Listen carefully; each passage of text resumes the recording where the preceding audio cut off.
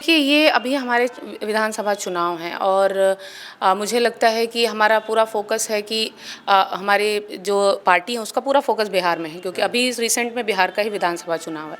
तो इसलिए सारे लोग अपने-अपने स्तर से एक्टिव हैं और मैं तो पहले से भी क्षेत्र में एक्टिव हूँ। तो जब आना पड़ा या राजनीति मैंने जब जॉइन किया तो फिर पार्टी जॉइन किया या मैंने मन बनाया कि मुझे राजनीति करनी है। तो मैंने पहला ही प्रेफ़रेंस दिया चैनपुर को। वो मेरा फ़िक्स था कि अगर कभी ऐसा मौका मिलेगा तो यही क्षेत्र होगा। देखिए, प्रभारी जी जो हमारे नए प्रभारी आए हैं और बेसिकली हर पार्टियों का यही ग्राउंड होता है, होना भी चाहिए। जो उन्होंने साफ तौर पे बोला कि टिकट उन्हीं को मिलेगा जो मेहनत कर रहे हैं, जो जनसंपर्क है, जिनका जनाधार है। तो उस ग्राउंड पे मैं काफ़ी कॉन्फिडेंट हूँ। कन्हैया कुमार जी एनएसयूआई के प्रभारी हैं। तो जैसे सभी प्रभारी और अध्यक्ष, हर विंग के प्रभारी और अध्यक्ष इसमें शरीक हो रहे हैं, तो उनको इतर क्यों रखा जाएगा? वो उनकी भी तो जिम्मेदारी है कि वो इसमें भाग लेंगे। बिताते हैं क्षेत्र में बिताना और विकास करना दोनों में अंतर है। आपको नहीं क्षेत्र में तो अच्छा, आपको नहीं दिखता कि वो एज ए मंत्री रहते हुए उन्होंने क्षेत्र के लिए कुछ किया, कुछ विशेष? अगर ऐसा दिखता तो मैं एक ही मुद्दा विकास का लेके नहीं चलती। नमस्कार, मैं हूं देवांशु, आप देख रहे हैं news for nation. Kanhaiya Kumar की बिहार यात्रा चल रही है और इस यात्रा में एक महिला जो है वो लगातार कन्हैया कुमार के साथ जो है वो विजुअल्स में नजर आ रही हैं। कौन है ये महिला, इस वीडियो में हम विस्तार से बात करेंगे। खुद अचला सिंह उनका नाम है, खुद हमारे साथ इंटरव्यू के लिए मौजूद हैं। अचला सिंह जी, सबसे बड़ा सवाल ये है कि लगातार आप एकदम सोशल मीडिया पे, जब से आप यात्रा में कन्हैया कुमार की गई उसके बाद सोशल मीडिया पे एकदम छाई हुई हैं। सवाल मेरा ये है कि क्या चुनाव लड़ना है आपको, इसलिए नज़र आ रही हैं, या बिहार के मुद्दे के साथ खड़ा रहना है? जी, देखिए, जैसा कि आप नाम ले रहे हैं तो मैं पहले इसको क्लियर कर दूं कि ये यात्रा हमारी पार्टी कांग्रेस पार्टी पलायनवाद और इसके जो नौकरी नहीं मिल रही है, जो भर्ती और रिक्तियां सारी कुछ हैं, जो बीपीएससी के पेपर लीक, मतलब इससे संबंधित जितने भी छात्र और जॉब से संबंधित समस्याएं उसको लेकर चली, जिसमें सारे लोग इन्वॉल्व हैं। हमारे प्रभारी कृष्णा अल्लावरू सर, एनएसयूआई के प्रभारी हैं कन्हैया कुमार सर, और अध्यक्ष हैं एनएसयूआई के, हमारे यूथ कांग्रेस के अध्यक्ष हैं, यूथ कांग्रेस के प्रभारी, मतलब सभी का इन्वॉल्वमेंट है। पूरा का पूरा पूरे पार्टी की ये यात्रा चल रही है यहाँ पलायनवाद के खिलाफ। तो इस तरह से है ये। तो ये मैं क्योंकि आप नए प्रदेश अध्यक्ष का चयन हुआ है, आपको लगता है कि ये जो नई टीम बन रही है, बिहार के जो नए प्रभारी हैं कृष्णा अल्लावरू हो गए, अब कन्हैया कुमार की भी बिहार पॉलिटिक्स में एंट्री हो गई, आप यात्रा में लगातार जा रही, कल फिर आप चली जाएंगी, अब प्रदेश अध्यक्ष बदलेगा, कि एक नई फ्रेश टीम बिहार में कांग्रेस की बन रही है, तो ये जो टीम है कुछ कर पाएगी बिहार में? देखिए, ये अभी हमारे विधानसभा चुनाव हैं और मुझे लगता है कि हमारा पूरा फ़ोकस है कि हमारे जो पार्टी है उसका पूरा फ़ोकस बिहार में है, क्योंकि अभी रिसेंट में बिहार का ही विधानसभा चुनाव है। तो इसलिए सारे लोग अपने-अपने स्तर से एक्टिव हैं और मैं तो पहले से भी क्षेत्र में एक्टिव हूँ, चूँकि मुझे चुनाव लड़ना है। तो इस तरह से, और जैसे और भी कन्हैया कुमार जी हैं, चाहे कोई और जो भी पार्टी में एक्टिव हो रहा है या जो नए चेंजेस आ रहे हैं, वो सारा कुछ समीकरण देखते हुए और हमारे पार्टी का विधानसभा चुनाव के समीकरण को देखते हुए सारी चीज़ें चेंजेस किया जा रहा है और नए बदलाव लाए जा रहे हैं कि पार्टी को ज़्यादा से ज़्यादा मजबूत किया जा सके। अच्छा, कहाँ की रहने वाली हैं आप और कहाँ से चुनाव लड़ना चाहती हैं? जी, मैं ऐसे तो मेरा घर हुआ बनारस और गांव कुछ किलोमीटर दूरी पे है, लेकिन मैं चुनाव लड़ना चाहती हूँ चैनपुर से। चैनपुर कैमूर डिस्ट्रिक्ट में है और चैनपुर विधानसभा, तो मैं वहाँ से चुनाव लड़ना चाहती हूँ। तो चैनपुर का चयन कैसे किया आपने? चैनपुर का चयन एक्चुअली इसलिए किया कि मैं पहले भी एनजीओज़ के थ्रू मैं वहाँ गई थी अनऑफिशियली, मतलब एक क्यूरियोसिटी थी वहाँ की लाइफ देखने का, चूँकि अति पिछड़ा क्षेत्र है और लोकल लोग उनको उसको नक्सलाइट, हालांकि ऐसा है नहीं अभी, अब ऐसा माहौल नहीं रह कि नक्सलाइट बेल्ट भी कहते हैं। तो मुझे जानना था कि आखिर वहाँ की लाइफस्टाइल कैसी है। धौरा क्षेत्र है जहाँ पे अभी भी आदिवासी लोग रहते हैं, आदिवासी पर्टिकुलर उनकी संस्कृति भी आदिवासी संस्कृति है। तो उस क्यूरियोसिटी के चलते मैं वहाँ जाती थी और एनजीओज़ के थ्रू मैं वो सारी जानकारी लेती थी। तो फिर ये काफ़ी पहले की बात है, ये 7-8 साल पहले की बात है। लेकिन जब मैं राजनीति में आई तो फिर पहला मेरा दिमाग में, और उस समय ही मुझे ये फील हुआ था कि बहुत पिछड़ा क्षेत्र और यहाँ विकास होना चाहिए, यहाँ लोगों को करना चाहिए। फिर मेरी भी वही समस्या थी जैसे सभी की थी कि शिकायत गवर्नमेंट नहीं कर रही, ये नहीं कर रही। फिर एक समय ऐसा है जब मुझे लगा कि शिकायत करने से अच्छा खुद आना पड़ेगा। तो जब आना पड़ा या राजनीति मैंने जब ज्वाइन किया तो फिर पार्टी ज्वाइन किया या मैंने मन बनाया कि मुझे राजनीति करनी है, तो मैंने पहला ही प्रेफरेंस दिया चैनपुर को। वो मेरा फिक्स था कि अगर कभी ऐसा मौका मिलेगा तो यही क्षेत्र होगा। लेकिन आपको नहीं लगता, ठीक है आपने चयन कर लिया है, आपको नहीं लगता कि जब विधानसभा के चुनाव होंगे, एक तो मुझे लगता है कि आपने बिहार में एक ऐसी सीट चुनी जो कि बॉर्डर साइड से लगता है, और दूसरा कि वहाँ से कांग्रेस चुनाव लड़ती रही है, लेकिन आपको टिकट मिलना थोड़ा मुश्किल है, ऐसा कुछ लगता नहीं है कि? देखिए, प्रभारी जी जो हमारे नए प्रभारी आए हैं, और बेसिकली हर पार्टियों का यही ग्राउंड होता है, होना भी चाहिए। जो उन्होंने साफ तौर पे बोला कि टिकट उन्हीं को मिलेगा जो मेहनत कर रहे हैं, जो जनसंपर्क है, जिनका जनाधार है। तो उस ग्राउंड पे मैं काफ़ी कॉन्फिडेंट हूँ। ठीक है कि तो उस ग्राउंड पे कॉन्फिडेंट है, महिला हैं, युवा हैं, आप इस ग्राउंड पे भी आप कॉन्फिडेंट रहिए। लेकिन जो वहाँ के जो कांग्रेस के जो पुराने खाटी जो नेता हैं, कार्यकर्ता है, वो सब लोग आपको जो है ना स्वीकार करेंगे कि अगर आप उम्मीदवार बनती, ये भी एक बड़ा चैलेंज वो होगा। स्वीकार कर रहे हैं। हैं उन्हें खुशी है कि एक महिला नेत्री नई आ रही है। वहाँ की जनता को खुशी है, वहाँ सभी को चेंजेस चाहिए। बदलाव सिर्फ टीवी और स्लोगन में अच्छा नहीं लगता ना, कभी कभी आपको प्रैक्टिकली भी उसे लोगों को देखना पसंद आता है। तो शायद यही बदलाव वो देखना चाहते हैं कि पहले कैंडिडेट बदले, फिर वहाँ की क्षेत्र की स्थिति बदले। मंत्री हैं जमा खान वहाँ से विधायक, आपको लगता है कि मतलब कि उनको हरा पाना, क्योंकि मुझे लगता है कि क्षेत्र में वो भी काफ़ी समय बिताते हैं। क्षेत्र में बिताना और विकास करना दोनों में अंतर है। आपको नहीं क्षेत्र में तो अच्छा, आपको नहीं दिखता कि वो एज ए मंत्री रहते हुए उन्होंने क्षेत्र के लिए कुछ किया, कुछ विशेष? अगर ऐसा दिखता तो मैं एक ही मुद्दा विकास का लेके नहीं चलती, कि मैं भी कुछ और मुद्दे लेके चलती। जैसे आपने बोला क्षेत्र में समय बिताना और भाई बहन और बहुत सारे चीज़ें जो होती हैं, क्षेत्रवाद और जातिवाद और सारी चीज़ें जो मुद्दे होते हैं। लेकिन मुझे ये लगता है कि विकास ना के बराबर है, पेपर पे है।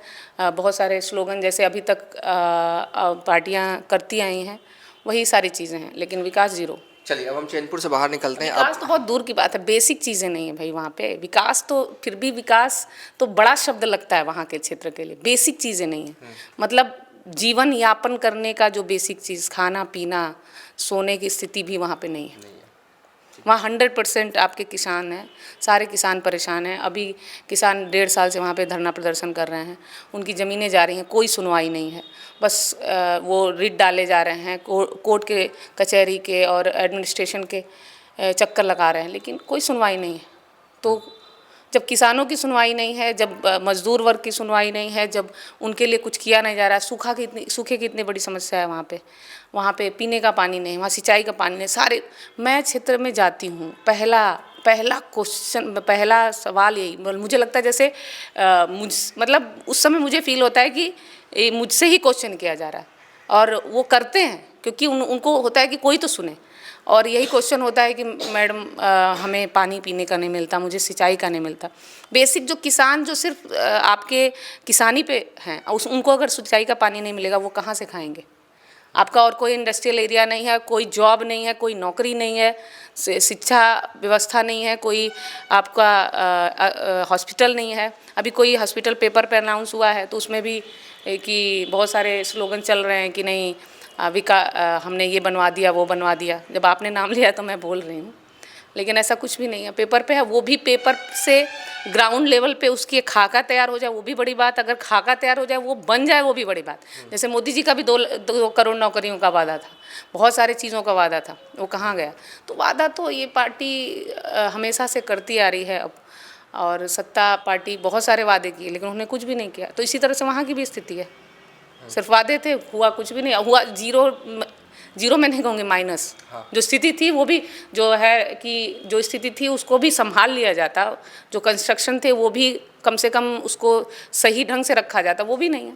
चलिए यानी कि आप चैनपुर में ग्राउंड पर घूमी है, इसलिए वहाँ की समस्याओं को बड़े बखूबी से जो है आप बता पा रही हैं। मैंने अभी इसके पिछले भी एक बात बताया कि इंटरव्यू हुआ, उसमें मैंने बताया कि वहाँ एक महिला टॉयलेट तक नहीं है।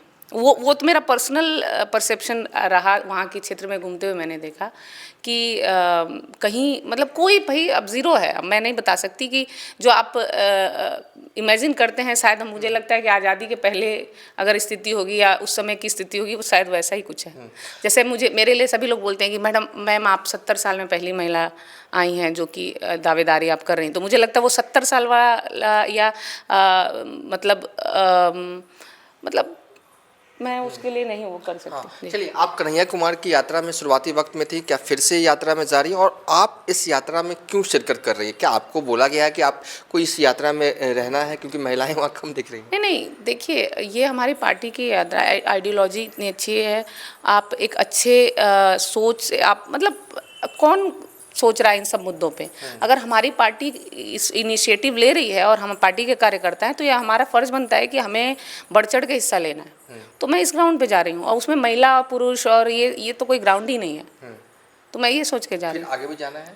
जी, लगातार जब तक यात्रा चली। देखिए कहीं न कहीं ये हमारे उन तबकों के लिए जो वो काफ़ी पीछे छूट गए, तो हम ये एक आवाज़ है उन तबकों की।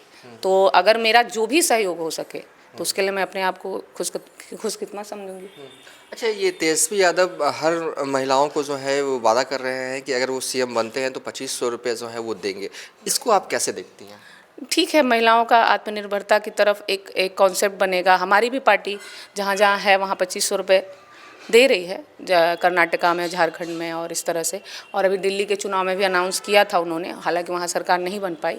तो ये एक अच्छी स्कीम है, अगर सभी को करना चाहिए, क्योंकि इससे क्या होगा कि महिलाओं के जो बेसिक खर्चे हैं या बेसिक रिक्वायरमेंट है उनको बोलिए तो वो पूरा कर सकती हैं। उससे उनको कॉन्फिडेंस भी आएगा कि हमें अपने आप को आत्मनिर्भर बनाना चाहिए, जिससे कि जिससे मुझे आत्मनिर्भर बनाना चाहिए, जॉब चाहिए या घरेलू उद्योग, मतलब किसी भी चीज़ के जो हम आत्मनिर्भर बन सके। क्योंकि उनकी जो भी बेसिक प्रॉब्लम्स हैं अगर उस कम होंगे तो उसको पूरी तरह से आत्मनिर्भर होने का प्रयास करें। ये कहीं ना कहीं अच्छा इनिशिएटिव है। क्या ये देखिए, ये सियासी गलियारों में ये थोड़ा टफ सवाल होगा लेकिन फिर भी मैं पूछ लेता हूँ आपसे। देखिए, सियासी गलियारों में ये हल्ला तेज है कि अब एक बिहार कांग्रेस में की नई टीम बन गई है, एक नए प्रभारी हैं कृष्णा अल्लावरू। अब कन्हैया कुमार यात्रा जिस तरीके से कर रहे हैं, राहुल गांधी के कहने पर एक बिहार में उनकी री एंट्री हुई है, उसके बाद प्रदेश अध्यक्ष का बदले जाना, छुट्टी कर देना अखिलेश सिंह का, एक फ्रेश टीम तिगड़ी की बनाई गई है राहुल गांधी ने। क्या ये टीम जो है वो महागठबंधन से आज़ाद होना चाहती है बिहार में? क्या लग रहा है? क्या इंटरनल तौर पर क्या चर्चा कार्यकर्ताओं में? ऐसा नहीं है, कन्हैया कुमार जी NSUI के प्रभारी हैं। तो जैसे सभी प्रभारी और अध्यक्ष, हर विंग के प्रभारी और अध्यक्ष इसमें शरीक हो रहे हैं, तो उनको इतर क्यों रखा जाएगा? वो उनकी भी तो जिम्मेदारी है कि वो इसमें भाग लेंगे। दूसरी चीज़ की जो नई टीम, ऐसी टीम की बात नहीं है। आपके चुनाव हैं, चुनाव में बहुत सारे चेंजेस चाहिए होते हैं। जाति समीकरण भी, अभी आपके अध्यक्ष जी अति पिछड़ा वर्ग से भी आ रहे हैं, बहुत सारी चीज़ें समीकरण देखना पड़ता है और सारी चीज़ें। तो मुझे ऐसा लगता है, चूँकि वो शीर्ष नेतृत्व का डिसीजन है तो उसमें मैं बहुत कुछ नहीं कहना चाहूँगी। तो मुझे ऐसा लगता है कि ये चुनाव के मद्देनज़र रखते हुए उन्होंने वो सारे डिसीजंस हुए हैं। और जहाँ तक अध्यक्ष जी का सवाल है, उनका भी लगभग कार्यकाल पूरा ही हो चुका था, तो इस तरह से हुआ होगा। कैजुअल आपको लग रहा है? हाँ, कैजुअल है, एक अपना कंसेंट भी हो सकता है, एक पदभार भी हो सकता है कि मैं पूरा कर चुका हूँ, आप संभालिए आगे, इस तरह का भी हो सकता है। एक आखिरी सवाल, ठीक है, आप नेत्री हैं, अब नेतागिरी कर रही हैं और साथ में चुनाव भी लड़ना है, लेकिन आप अगर पर्सनली मैं पूछूं तो आप करती क्या हैं अगर इसके अलावा? और क्या आपकी शादी हो गई है तो हस्बैंड क्या करते हैं? जी, मैं प्रैक्टिस करती हूँ और मतलब लीगल एडवाइज़र हूँ और मेरा अभी मैं PhD भी कर रही हूँ अपना। तो इसके साथ साथ अब आप कह सकते हैं क्षेत्र में सेवा कर दे रही हूँ, जो भी स्तर होगा, जो भी मेरे हिसाब से। और मेरे हस्बैंड जुडिशरी में हैं, जो कि जी, लेकिन उनका विंग अलग है, इसलिए मैं उनको मैं उनको वो नहीं करती। मेरा विंग अलग है और मैं चूँकि समानता में बिलीव करती हूँ। जब खुद से शुरुआत नहीं करेंगे तो फिर समाज में क्या समानता लाएं? तो मैं समानता में बिलीव करती हूँ, इसलिए मैं पति क्या हैं और पत्नी आप क्या कर रही हैं इसमें मैं नहीं, लेकिन एक मैसेज तो निकलता है ना कि जज साहब की पत्नी हमारे गलियों में छान रही है, तो एक मैसेज तो मैसेज क्या है? हर कोई इंसान, मैंने बोला था इसके पहले के भी एक इंटरव्यू में कि आप किस नाते वहाँ गई, मैंने बोला इंसानियत के नाते। तो इंसानियत में कोई स्टेटस नहीं होता कि आप यहाँ हैं तो आप यहाँ क्या कर रहे हैं। अगर अगर ये आप पूछना चाह रहे हैं वो न्याय दे रहे हैं इस तरह से, तो मैं न्याय देना चाहूँगी सामाजिक तौर पे, वो गलियों में जाके। हाँ बिल्कुल। चलिए अब इस इंटरव्यू को यहीं पर वाइंड अप कर देते हैं। चैनपुर से चुनाव लड़ना चाहती हैं और कह रही हैं कि ये मेहनत करेंगी और ये जो है लगातार 3-4-5 सालों से जो है वो चैनपुर जाती रही और उनकी समस्याओं को, चैनपुर की जनता की समस्याओं को बखूबी जानती हैं। फिलहाल अभी तक के लिए इतना ही। आप देखते रहिए न्यूज़ फॉर नेशन।